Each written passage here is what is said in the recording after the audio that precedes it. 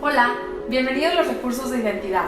Mi nombre es Araya Armendáriz y me da mucho gusto que podamos compartir este espacio juntos.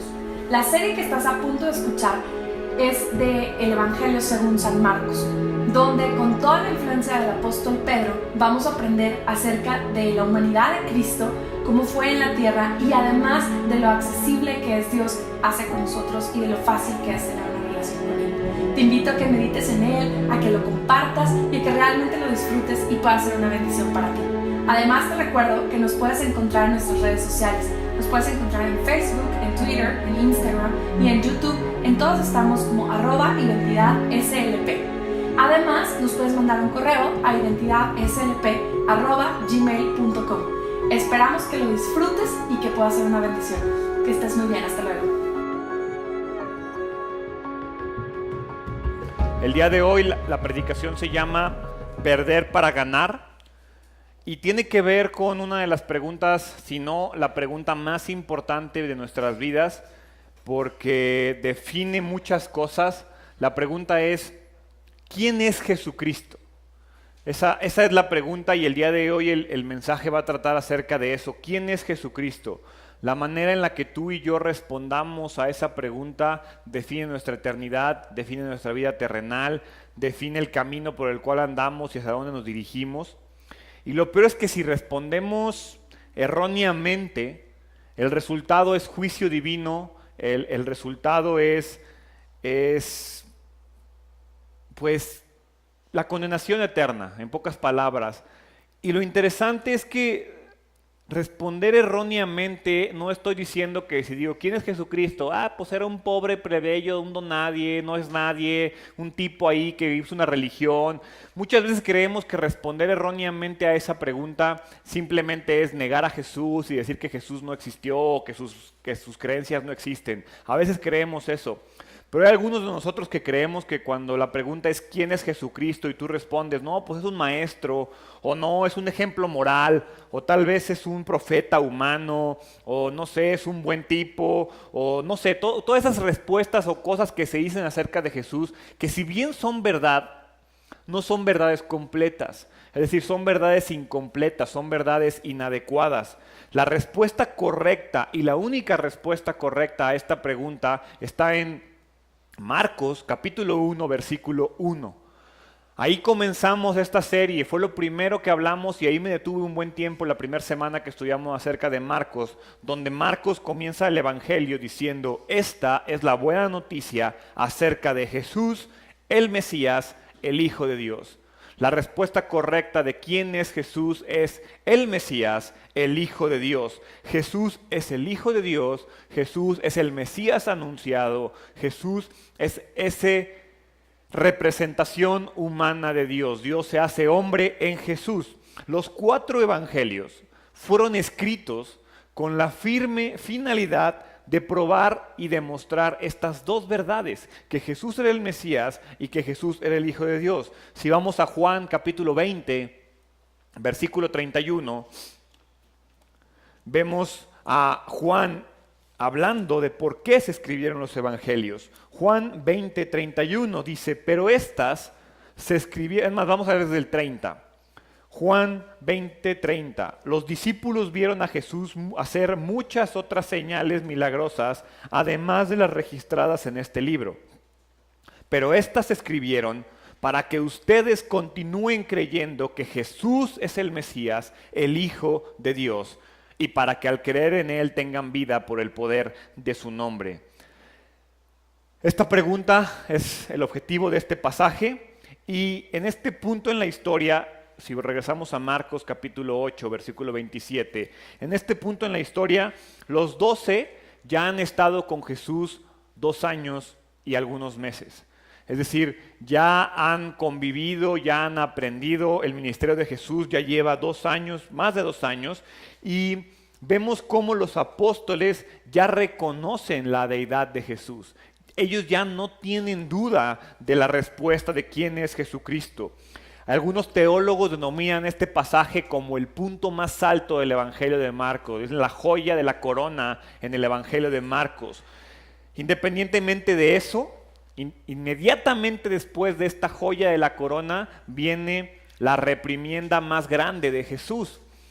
Y quiero ver cómo comienza. Vamos ahí Marcos capítulo 8, versículo 27 al 30. Porque en esos primeros 3 versículos vemos la buena noticia. Vemos la confesión de Pedro, la confesión de los apóstoles.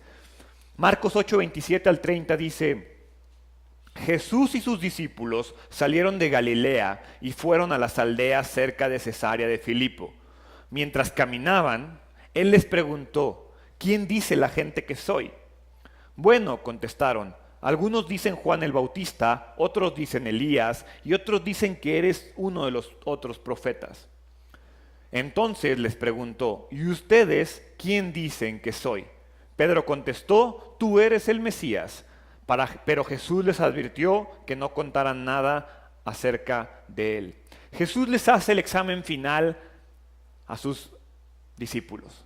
Y aparte se los hace así sorpresa. Hagan de cuenta como cuando llegabas a la clase y el maestro decía: saquen una hoja y un lápiz y guarden todos los libros. Porque dice ahí que van caminando y en medio del camino los detiene y les dice: ¿quién dice la gente que soy? El examen final constaba de 2 simples preguntas. ¿Quién dice la gente que soy? Y después dice: ustedes, ¿quién dicen que soy? La primera pregunta tiene que ver con la percepción que ellos tenían de lo que la gente creía. Y entonces dice: ¿quién dice la gente que soy? Cuando dice la gente, la palabra en griego es antropos. Y es un término general. Es decir, Jesús no se refiere particularmente a qué dicen los líderes religiosos, qué dicen los judíos, qué dicen los gentiles. Él está preguntando: ¿qué dicen todos los que no son ustedes? ¿Qué dicen todos la multitud? ¿Recuerdan ese término que hemos estado estudiando estas semanas? La multitud, toda esa gente que sigue a Jesús, que está sentado en una silla en la iglesia, pero no termina de comprometerse con él.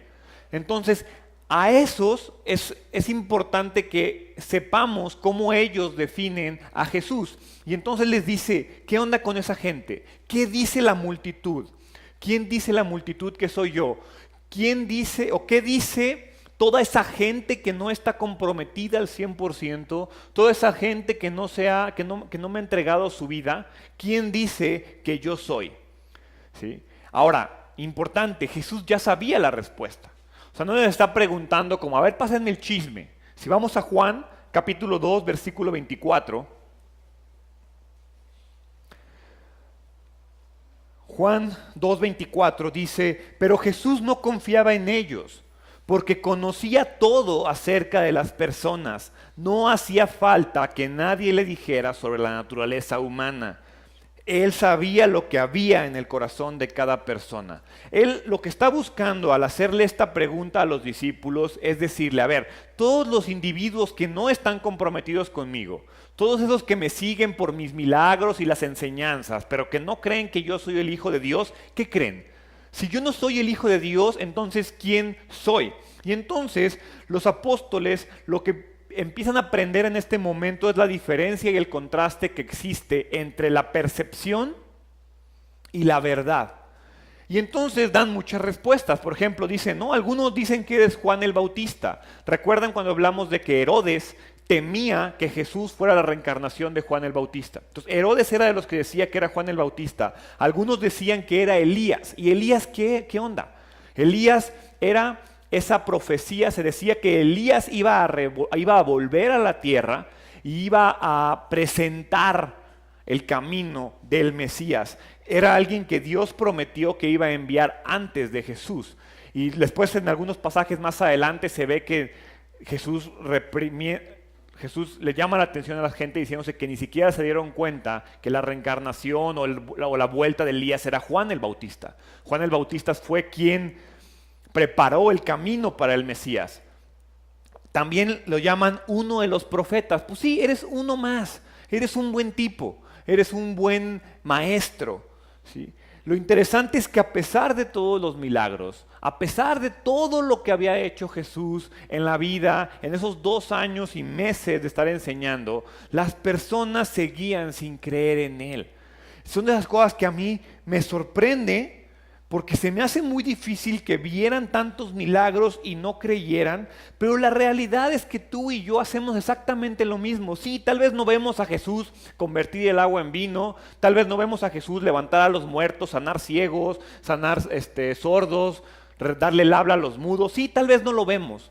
Pero ¿qué milagros ha hecho en tu vida Jesús y sigues sin creer en Él? Ni siquiera digo en la vida de las personas a tu alrededor, en tu propia vida. ¿Cuántos milagros ha hecho Jesús en tu vida, en tu familia? Y sigues sin creer en Él, sigues sin comprometerte, sigues siendo de la multitud que simplemente dice, no, pues Jesús es el que me cumple los milagros. No, pues Jesús es al que puedo ir a contarle mis broncas. No, pues Jesús es Dios. Sí, pero no es mi Dios. Las personas sabían que Jesús tenía un poder y que tenía un poder divino, pero ¿cuál era el problema? Jesús no cumplía con sus expectativas.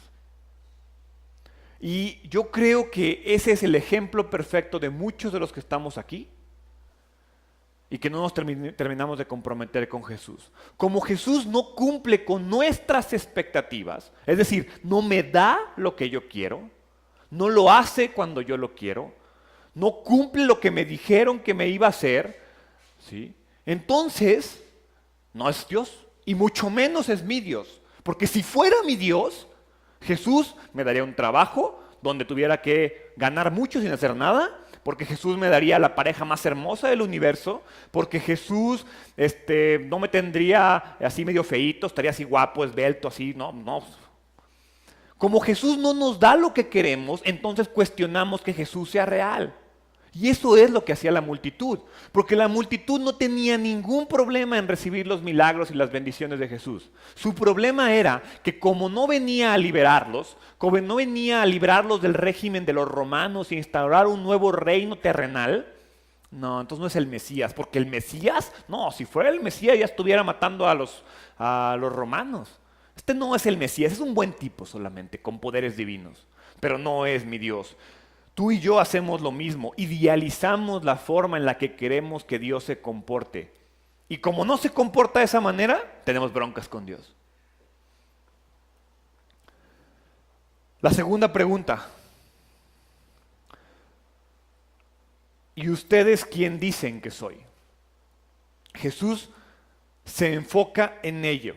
Y esa parte me llama la atención porque no importa la respuesta a la pregunta anterior, ¿eh? No hay respuestas incorrectas a la pregunta anterior.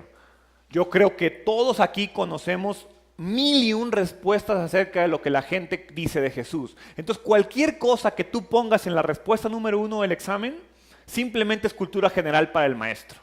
El maestro quiere saber lo que tú percibes, que la gente percibe de él.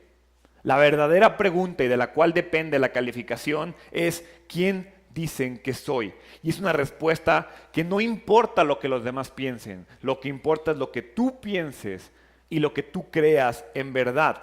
Porque los judíos esperaban al Mesías libertador, ¿sí? Los apóstoles, los 12, ya sabían y como que ya entendían que Jesús no era el libertador. Pero no esperaban que Jesús se fuera de él, que Jesús se fuera a morir. Esa parte no la terminaban de entender.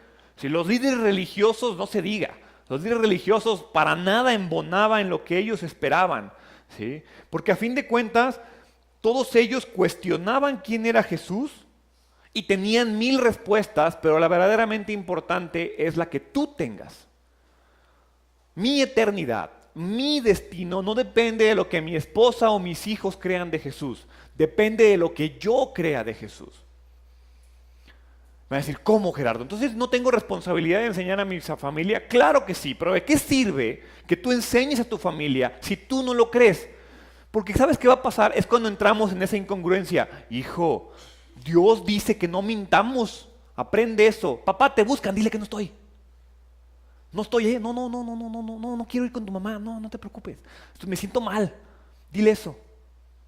Oye, papá, ¿qué esto? Y entonces le enseñas algo a tu familia, le enseñas algo a tu esposa, le enseñas algo a tu comunidad, pero te comportas totalmente opuesto. El miércoles les comentaba a los hombres y les hacía la pregunta que a cuántos de ustedes les ha pasado que les digan, ay, ¿a poco eres cristiano? Y entonces yo me pongo a pensar, ¿cómo? ¿No es evidente que lo eres? Ese es un gran problema. Debería ser evidente tu fe. Pero entonces respondemos a la pregunta, pero como es examen, no, pues déjame, le pongo aquí, no se la paso a nadie. La Biblia dice que con que yo crea, ya aquí me la guardo y ya. Los demás que piensen lo que quieran. Ese es el problema. Dice que la respuesta, como la dijo Pedro, la respuesta correcta es: tú eres el Mesías. Quiero que vayan a Mateo, capítulo 16, versículo 16, porque nos da una respuesta más completa. Mateo 16 dice: Simón Pedro contestó: tú eres el Mesías, el Hijo del Dios viviente. Esa es la respuesta correcta a quién es Jesucristo. Jesucristo es el Mesías, el Hijo del Dios viviente. Y lo que más me gusta es que Pedro no duda. O sea, ¿quién dicen ustedes que soy? Y Pedro, ese bravucón, loco, violento, se para y dice: tú eres el Mesías, el Hijo del Dios viviente. Con claridad, con convicción, sin dudas. ¿Cómo lo haces tú? Si yo ahorita fuera con cada uno de ustedes y digo: ¿quién es Jesús? ¿Cuántos, sinceramente, su respuesta sería: el Mesías, el Hijo del Dios viviente? Así, tal cual. La verdad es que no. ¿Quién es Jesús? ¿Hijo de Dios? Es más, muchos me contestarían de esa manera. ¿Es el Hijo de Dios? ¿Es el Mesías? No sé, tú dime. Es impresionante cómo las iglesias están llenas de personas que no saben responder a la pregunta: ¿quién es Jesucristo? Después de 2 años ya no hay duda en los discípulos. Los discípulos conocen y saben que es el Mesías y que es el Hijo de Dios. Eso no quiere decir que no tuvieron momentos de duda, que no tienen momentos de debilidad, que en el momento de la cruz abandonan a Jesús. No es un tema de la identidad, es un tema de humanidad lo que pasa después. Pero ellos sabían que Jesús era Dios y que era el Mesías, ¿sí? Si bien hubo frustraciones, hubo debilidades, hubo problemas, eso no ponía en duda lo que ellos sabían de Jesús. Contigo y conmigo no debe de pasar lo mismo. Cuando tú reconoces a Jesús como el Hijo de Dios, no quiere decir que los problemas se van a acabar. Pero quiere decir que a pesar de los problemas, tú estás seguro de la identidad de tu Dios, de la identidad de Jesús. No hay circunstancia terrenal que pueda afectar la identidad de Dios y no debemos de permitirlo. En nuestra mente, nuestra seguridad constante debe de ser que Jesús es el Hijo de Dios, que es el Hijo del Dios viviente. El reconocimiento de esta verdad, esa parte me sorprende, porque hay gente aquí que dice que yo sí lo creo, no lo creo, como que tenemos duda, pero la realidad es que el reconocimiento de esa verdad ni siquiera depende de nosotros, ¿eh? Vayan a Mateo, ahí mismo, capítulo 16, versículo 17. Cuando Pedro le responde: tú eres el Mesías, el Hijo del Dios viviente, la respuesta de Jesús es: bendito eres, Simón. O sea, el hecho de que él conozca la respuesta es una bendición.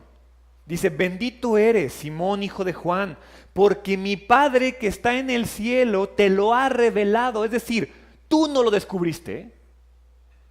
Es que ya conocía a Dios. No, está mal. Jesús se reveló a ti, Dios se reveló a ti. Él es el que hace la labor. Nosotros queremos quitarle esa labor a Dios. Conocer a Jesús, conocer de Jesús es la bendición más importante que podemos tener. El problema es que como esa bendición no va a la cartera, no nos importa tanto. Como esa bendición no me da una pareja, como esa bendición no me da una mejor familia, como esa bendición no me da un mejor trabajo, no me importa tanto. Pero el conocimiento de que Jesús es el Mesías, el Hijo del Dios viviente, es la bendición más importante que Dios nos da, porque nos la da, no nos la ganamos. No la encuentro yo. Dice: bendito eres, Simón, hijo de Juan, porque mi Padre que está en el cielo te lo ha revelado. No lo aprendiste de ningún ser humano. Así como los discípulos, tú y yo no podemos atribuirnos el mérito de conocer a Jesús. Es un mérito, es un regalo. Conocer a Jesús es un regalo. Tú y yo creemos porque el Padre nos atrae. El Hijo se nos revela y el Espíritu Santo nos abre los ojos. La Santísima Trinidad actúa en nosotros. El Padre permite que lo veas. El Padre te atrae, ¿sí? Jesús es el que permite que lo veas. Tú puedes ver a Dios a través de Jesús, pero el Espíritu Santo es el que va a abrir los ojos. Esos ojos que van a permitirte ver a Jesús y reconocerlo como Dios. Quiero que leamos 3 versículos donde vemos este actuar de los 3 elementos de la Trinidad. Juan capítulo 6, versículo 44. Juan 6, 44. Pues nadie puede venir a mí a menos que me lo traiga el Padre que me envió, y yo lo resucitaré en el día final. Es decir, ahí vemos cómo el Padre es el que nos atrae. Mateo 11:27, vemos cómo Jesús se nos revela. Mateo 11:27, mi Padre me ha confiado todo. Nadie conoce verdaderamente al Hijo excepto el Padre, y nadie conoce verdaderamente al Padre excepto el Hijo, y aquellos a quienes el Hijo decide revelarlo. Y finalmente vemos cómo el Espíritu Santo es el que nos abre los ojos. Primera de Corintios capítulo 2, versículos del 10 al 12. Pero fue a nosotros a quienes Dios reveló esas cosas por medio del Espíritu Santo. Pues su Espíritu investiga todo a fondo y nos muestra los secretos profundos de Dios. Nadie puede conocer los pensamientos de una persona excepto el propio Espíritu de esa persona. Y nadie puede conocer los pensamientos de Dios excepto el propio Espíritu de Dios. Y nosotros hemos recibido el Espíritu de Dios, no el Espíritu del mundo, de manera que podemos conocer las cosas maravillosas que Dios nos ha regalado. Sin el Espíritu Santo no se puede, sin Jesús no se puede, y sin Dios Padre tampoco se puede. Es una labor de los 3 actuando en tu vida. Por eso convenía que Jesús fuera al cielo, porque cuando Él se va, el Espíritu viene. Sin el Espíritu Santo no podemos conocer a Dios. Ahora, después de aprobar el examen, pasa algo muy interesante. Jesús les dice, no le cuentes a nadie. Y hay gente que dice aquí y se escuda en esto para decir, ¿ves cómo no tengo que andar por el mundo predicando que Dios es el Señor, que Dios es el Mesías? Porque aquí dice que mientras yo lo reconozca, no importa que no le diga a nadie. Jesús ordena que no le diga a nadie. El tema es que estamos en un punto en la historia que no lo podemos aislar, ¿sí? Después de probar el examen, Jesús les dice que no lo hagan porque la obra no ha terminado. El reconocimiento de que Jesús es Dios no es lo último. Jesús sabe que faltan cosas por hacer, que la verdad de que Jesús es Dios es una verdad aún a medias. Falta la muerte y falta la resurrección, porque si tú crees que Jesús es Dios y te quedas ahí, pues te vas a ir al infierno igual, Tienes que completar el sacrificio. El hecho de que reconozcas que Jesús es Dios no lo es todo. Requiere que la obra se termine. La muerte y la resurrección de Jesús culminan la obra salvadora. A partir de este momento, después de 2 años y 2 meses, que le tomó a los discípulos entender cuál era la verdad de que Jesús era Dios, entonces va a la segunda parte. A partir de ese momento Jesús comienza a enseñar de la pasión, Jesús comienza a enseñar de su muerte, Jesús comienza a enseñar de los tiempos postreros. Antes no, tuvo que hacer milagros, caminar sobre el agua, calmar tormentas para que ellos medio creyeran que era Dios. ¿Qué ha hecho Dios en tu vida? Y estás en las mismas. Por eso Dios no avanza en tu vida, por eso creemos que estamos atascados, porque dice Jesús, ¿cómo te explico lo que sigue si no has entendido lo primero? Reconocerme como Dios es la primera parte. A partir de ese momento comienza a hablar de su muerte y era indispensable que ellos conocieran esta verdad para que pudieran entender la segunda. Ahora, en el versículo 31 vemos la mala noticia. ¿Cuál es la mala noticia? Marcos capítulo 8, versículo 31.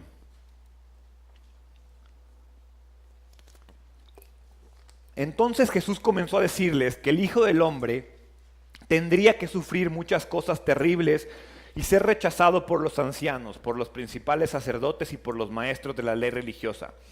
Lo matarían, pero 3 días después resucitaría. mientras hablaba abiertamente de eso con sus discípulos. Pedro lo llevó aparte y empezó a reprenderlo por decir semejantes cosas. Jesús se dio la vuelta, miró a sus discípulos y reprendió a Pedro. Aléjate de mí, Satanás, dijo. Ves las cosas solamente desde el punto de vista humano, no desde el punto de vista de Dios. Imagina el momento. Vamos a imaginarnos ahí. Lo que menos esperaban los discípulos después de pasar su examen, es decir, imagínate, estás ahí y entonces Jesús te dice, ¿quién soy? Y tu respuesta es, eres el Mesías, el Hijo del Dios viviente. Y entonces Jesús te dice, bendito eres, mi Padre te lo ha revelado. Tú estás así, bien, me la saqué bien, ¿sí? Y entonces Jesús te dice, ¿pero qué crees? Me voy a morir.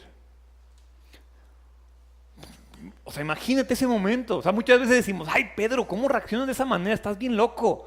Ponte en ese lugar. Porque a veces eso nos pasa a ti y a mí.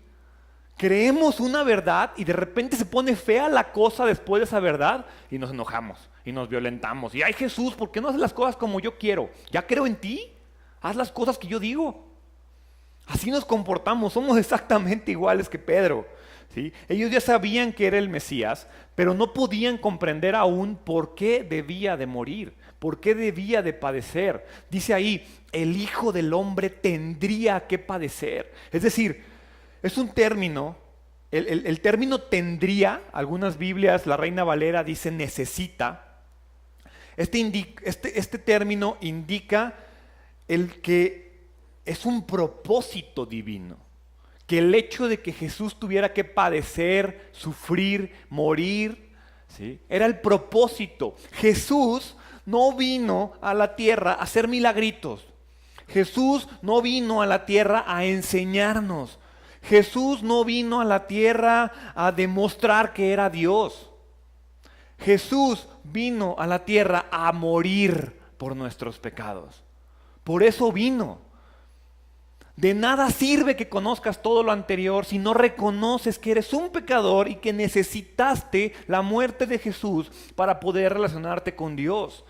Eso es lo que significa esto. La cruz no fue un accidente, fue parte del plan divino para la humanidad, para que tú y yo pudiéramos relacionarnos con Él, y fue parte del plan desde la eternidad. No fue como que cuando Adán y Eva mordieron el fruto, Jesús dijo, la cruz. No, ya estaba planeado. Todo estaba bajo control, ¿sí? Esta noticia de la cruz, del sufrimiento, dejó a los apóstoles sorprendidos, porque ellos ya habían entendido, ellos ya estaban convencidos de la divinidad de Dios. Pero ahora, como tú y como yo, tienen problemas con el plan divino. Ok, va, te compro el cuento, Gerardo. Dios es súper chido, me vino a perdonar y todo. Pero, ¿por qué no hace las cosas que yo quiero? ¿Por qué el plan divino no es como mi plan? ¿Por qué no se acomodan las cosas que Dios quiere con lo que yo quiero? Eso es lo que está pasando aquí. Los apóstoles no entienden por qué su Dios tiene que morir. ¿Por qué no se puede quedar con ellos? La situación es que, así como pasa contigo y conmigo, pasamos de ser portavoces de Dios a ser voceros de Satanás. Porque eso es lo que pasa aquí. Pedro le dice, bendito, el Padre te ha revelado la verdad. Y la siguiente palabra que le dice Jesús a Pedro es, aléjate de mí, Satanás. Y yo a veces digo, como que Jesús es medio voluble, ¿no? O no sé, medio bipolar o algo así, porque ¿cómo pasa esto? El problema no es Jesús, el problema es la actitud de Pedro y nuestra actitud, ¿sí? Porque imagínate a Pedro. Va, de nuevo, seamos Pedros todos. Eres un simple pescador. Ahí, un pobre pescador inculto que decidió seguir a un tipo que se dice ser Dios. Ese eres tú, Pedro. Y te pones a pelear con el creador del mundo, así nomás. O sea, Jesús te dice, sí, bendito eres, soy Dios y tengo que morir. No, ¿por qué? ¿Te ha pasado? ¿Te ha pasado que Jesús se revela a ti? ¿No te gusta esa revelación? ¿No te gusta esa verdad? Ay, no, Dios, ¿por qué? ¿Porque eres así? O entonces, ¿crees o no crees? ¿Confías o no confías? ¿Sí? En lugar de someterse y escuchar a Dios, lo confronta. se pelea con él, trata de convencerlo, pretende decirle cómo hacer las cosas porque tú sabes más que el creador del universo. ¿Les ha pasado? Pedro no estaba haciendo nada malo. Ojo, no estaba diciendo, no eres Dios, o no estaba diciendo una barbaridad. Lo único que estaba haciendo Pedro, porque hasta parece noble lo que hace. Espérate, Jesús, no te vas a morir. Relájate, tranquilo, llévatela leve, tranquilo. Ese es Pedro. Pedro no está diciendo una insensatez o una grosería. Pero en realidad lo que está ocurriendo, que es lo que pasa contigo y conmigo, es que Pedro está poniendo sus deseos humanos por encima del plan divino. Ese es el mayor pecado que tú y yo cometemos. Ponemos nuestros deseos por encima del plan divino. Nada de lo que nos está ocurriendo se sale del control del plan divino. Gerardo, pero es que ¿por qué me pasan tantas cosas malas? Lo primero que tienes que preguntar es, ¿esto que me está pasando es consecuencia de algo que yo hice? Si la respuesta es sí, apechuga. ¿Para qué andas haciendo las cosas mal? Si la respuesta es no, confía. Punto. ¿Por qué? Porque no importa lo que tú quieras, importa el plan divino. Tú y yo a veces no entendemos el plan divino. Es bien complicado el plan divino. Tú y yo a veces no lo entendemos, pero sí creemos en Jesús. Ojo, no entiendes el plan, pero si creemos en Jesús podemos tener la seguridad de que la voluntad del Padre se cumple en nuestras vidas. No se trata de que entendamos cada cosa que hace Dios en nuestras vidas.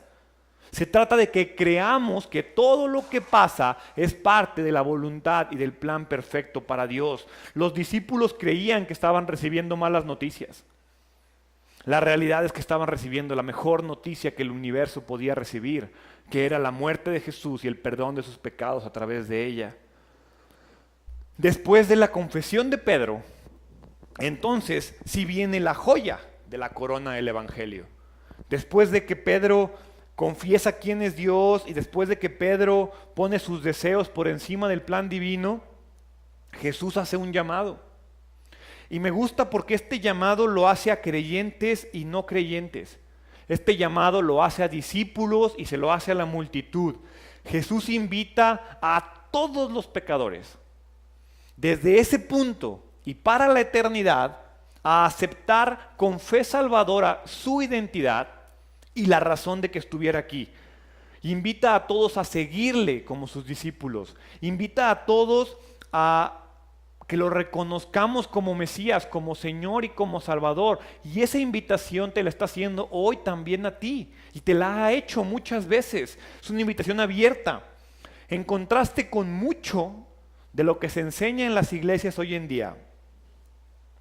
La predicación de Jesús tiene que ver con abnegación, tiene que ver con sufrimiento y tiene que ser con rendición absoluta.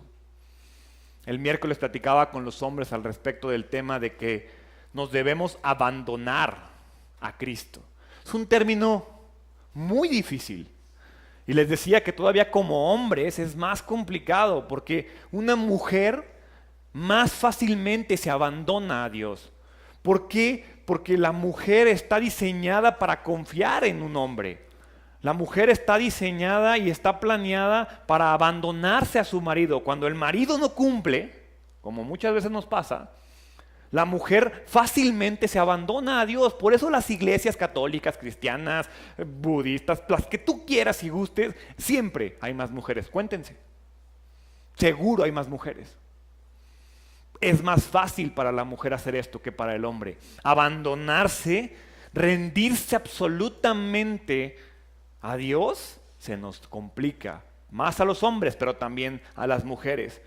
Los falsos evangelios predican prosperidad material, sanidad física, éxito terrenal, autoestima, vida fácil.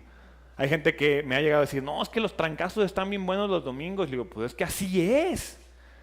El día que yo me ponga a predicar acerca de la prosperidad material y de las bendiciones, ustedes denme un trancazo a mí, por favor. Porque se trata de esto. Jesús nos llama a un quebrantamiento humilde, a un sacrificio personal, a una disposición de soportar dificultades por su causa. Ojo, no quiere decir que las vamos a tener que pasar y que a partir de ahora me tengo que autoflagelar. No, pero quiere decir que tengo que estar dispuesto a. Que si las paso, aguanto, y que si no, gracias Dios.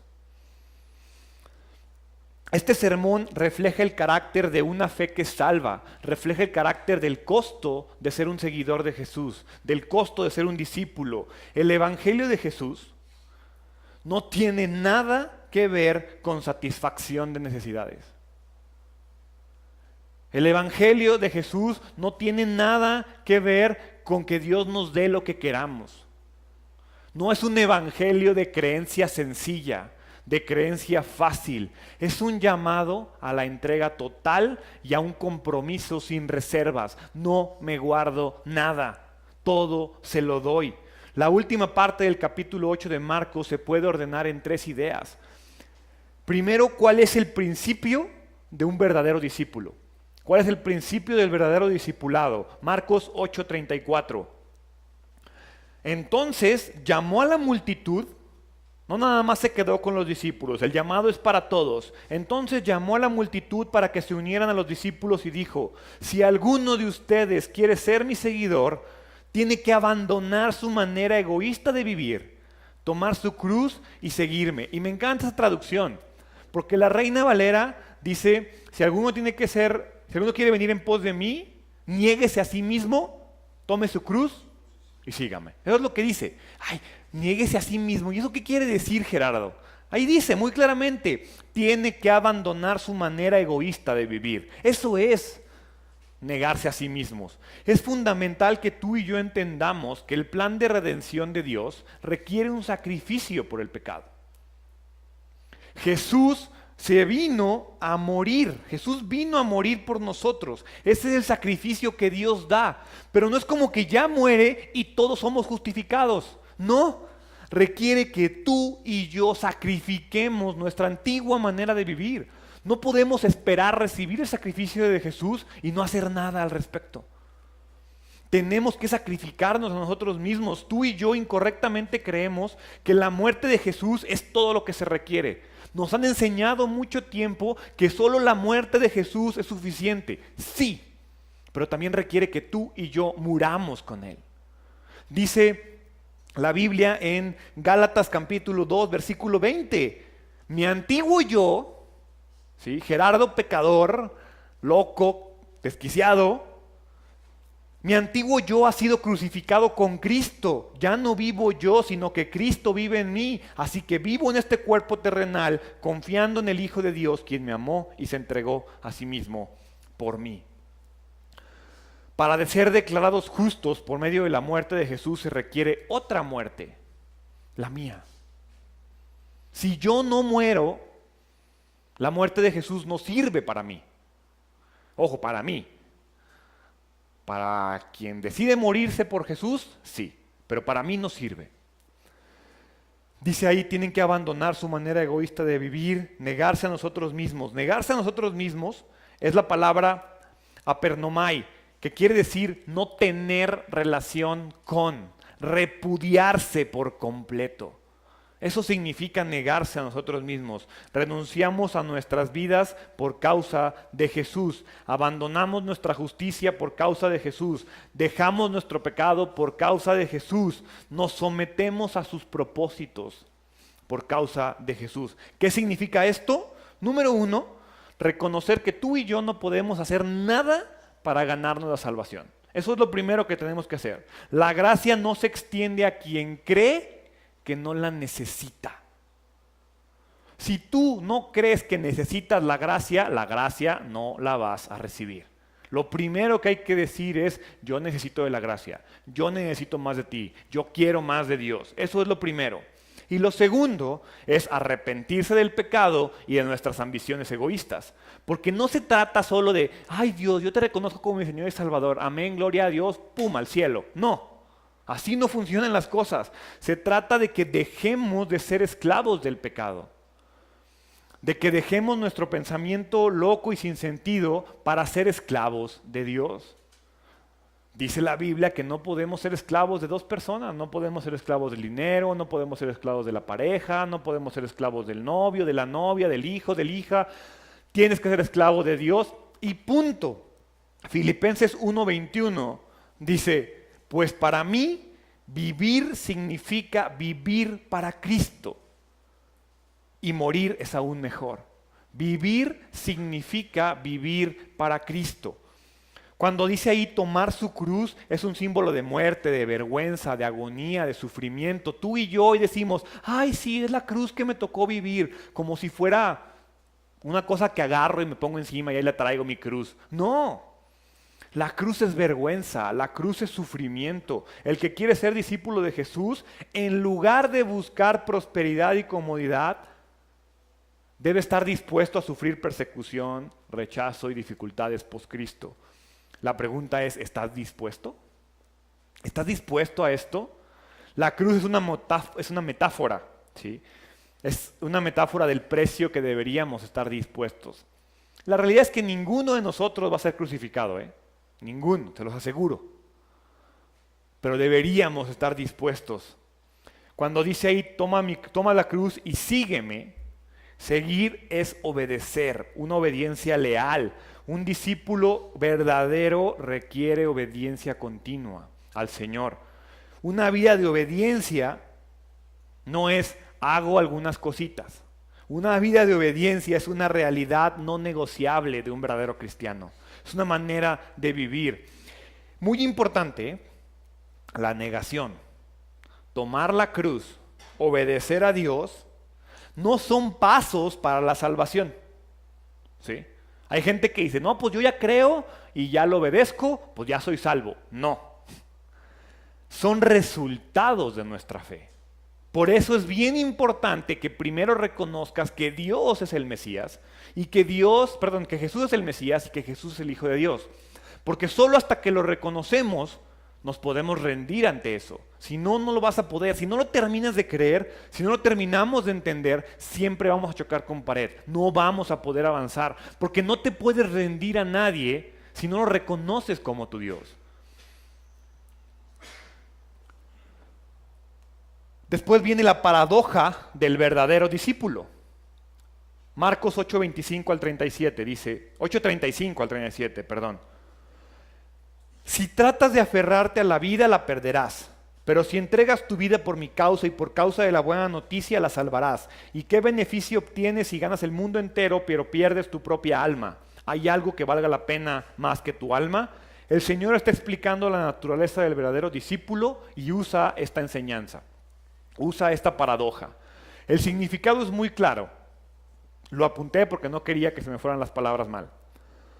El significado de esta paradoja es: quienes no están dispuestos a rendir sus vidas a Cristo, eligiendo en lugar de eso aferrarse al pecado, a la ambición egoísta y a ser aceptados por el mundo, un día perderán sus almas en la muerte eterna.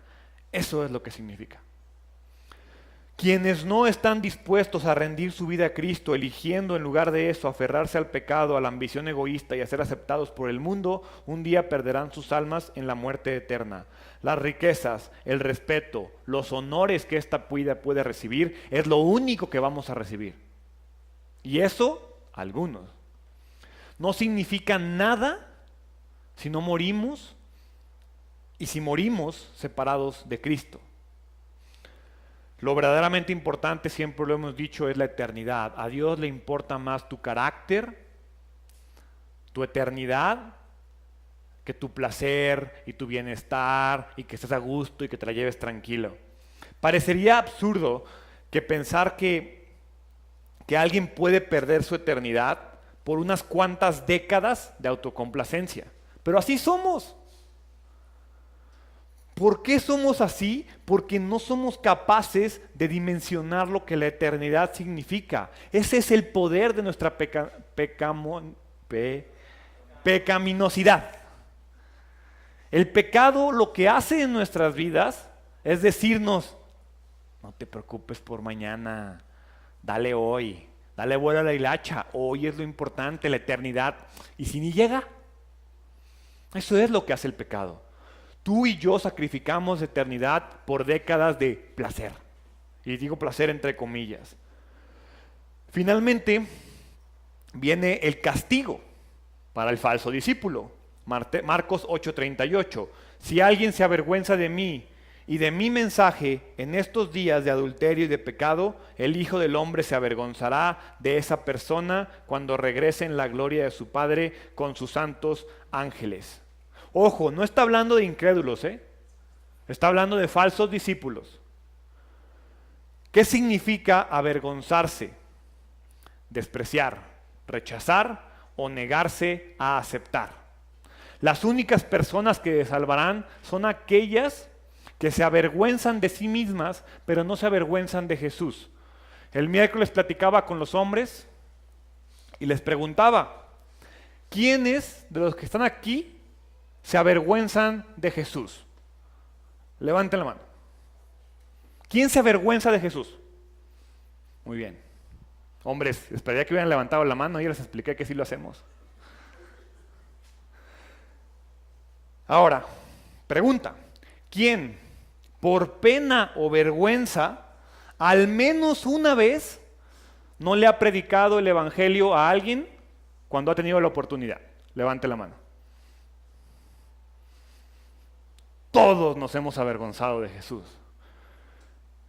Les ponía el ejemplo el miércoles de esa historia que corre por Facebook que te hace derramar la lagrimita así pensando en tus mejores amigos, donde dice que estás en las puertas de la eternidad y entonces vas tú caminando así al cielo con ¿qué onda mi Pedro? Y así bien padre.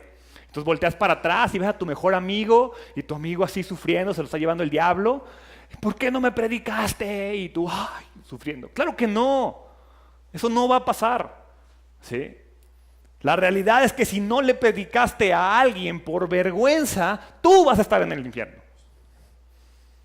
Avergonzarse de Dios es pecado.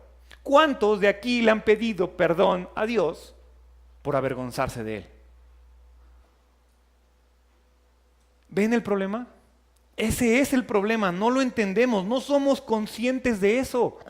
No somos conscientes de que nos avergonzamos del pecado. Nos avergonzamos de Jesús. Es uno de los pecados más comunes. Y sin embargo es uno de los pecados menos reconocidos. Hoy nos podemos avergonzar de Cristo. Y nos avergonzamos de Cristo. Y nos avergonzamos de Cristo con una sola razón, que la gente no piense que soy un rarito. Que la gente me acepte. Decido avergonzarme de Jesús por no avergonzarme ante la gente. Al final, si tú te avergüenzas de Jesús, Jesús se va a avergonzar de ti. Y recibiremos la desaprobación eterna. Entonces, ¿qué prefieres? ¿La aprobación eterna o la aprobación temporal? La de tu mejor amigo.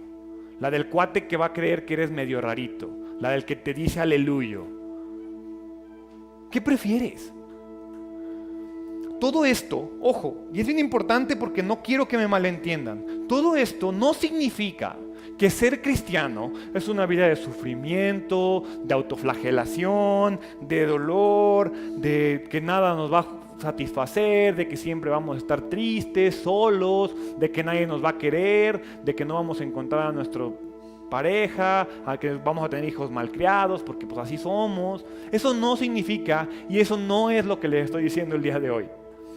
Simplemente significa que estamos dispuestos a aguantar sufrimiento, que estamos dispuestos a aguantar dolor, que estamos dispuestos a aguantar rechazos por Jesús. Eso es lo que significa el Evangelio. ¿Por qué? Porque sabemos que un día la cruz va a ser reemplazada por el trono. Porque sabemos que Jesús llegó a la cruz y después a la tumba para después sentarse en el trono. ¿Y qué crees? Así como decía lo que leímos en Gálatas, si tú te crucificaste, también tienes derecho a sentarte en el trono. También vas a reinar con Dios. Eso es nuestra fe, esa es nuestra esperanza. Esa es la bendita esperanza que nos debería de mantener felices. Pero no lo hace. Ve lo que dice Tito capítulo 2, versículo del 11 al 14, y con eso voy a terminar. Tito 2:11. Me encanta Tito, les recomiendo que lean Tito, Timoteo. Son de las cartas que casi no se leen, pero tienen muchísima información. Tito capítulo 2, versículos 11 al 14. Dice: pues la gracia de Dios ya ha sido revelada, la cual trae salvación a todas las personas, y se nos instruye a que nos apartemos de la vida mundana y de los placeres pecaminosos. En este mundo maligno debemos vivir con sabiduría, justicia y devoción a Dios, mientras anhelamos con esperanza ese día maravilloso en que se revele la gloria de nuestro gran Dios y Salvador Jesucristo. Él dio su vida para liberarnos de toda clase de pecado, para limpiarnos y para hacernos su pueblo, totalmente comprometidos a hacer buenas acciones. Dice, se nos instruye a que nos apartemos de la vida mundana y de los placeres pecaminosos. Pero el versículo 13 es la clave. Mientras anhelamos con esperanza ese día maravilloso en que se revelará la gloria de nuestro gran Dios y Salvador de Jesucristo. ¿Cuántos de aquí anhelamos que Jesús se revele? Aquí anhelamos iPhones, carros, casas, trabajos, mujeres, hombres.